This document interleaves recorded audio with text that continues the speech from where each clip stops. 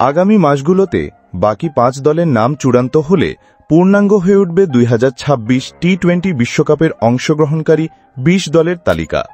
প্রথমবারের মতো ইতালি ও নেদারল্যান্ডসের অন্তর্ভুক্তি টুর্নামেন্টের বৈচিত্র্য এবং বিস্তৃতি আরও বাড়াবে বলে আশা করা হচ্ছে।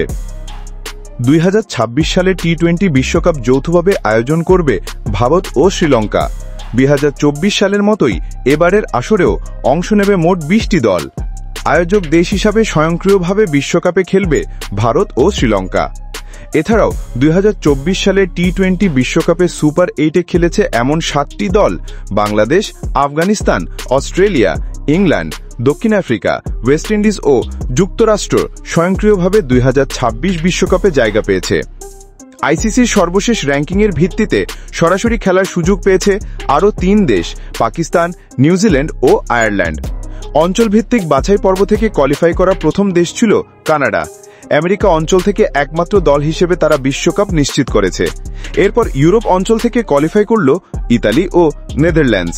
বাকি 5টি জায়গা পূরণ হবে আফ্রিকা, এশিয়া এবং পূর্ব প্রশান্ত মহাসাগরীয় অঞ্চল থেকে আসা দলগুলোর মাধ্যমে। এই 3 অঞ্চলের বাছাই পর্ব এখনও অনুষ্ঠিত হয়নি।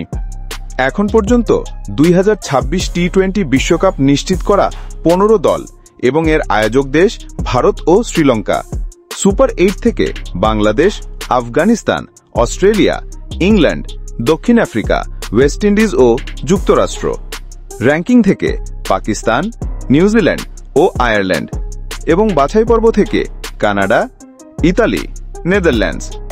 আগামী মাসগুলোতে বাকি 5 দলের নাম চূড়ান্ত হলে পূর্ণাঙ্গ হয়ে উঠবে 2026 টি-20 বিশ্বকাপের অংশগ্রহণকারী 20 দলের তালিকা। প্রথমবারের মতো ইতালি ও নেদারল্যান্ডসের অন্তর্ভুক্তি টুর্নামেন্টের বৈচিত্র্য এবং বিস্তৃতি আরও বাড়াবে বলে আশা করা হচ্ছে।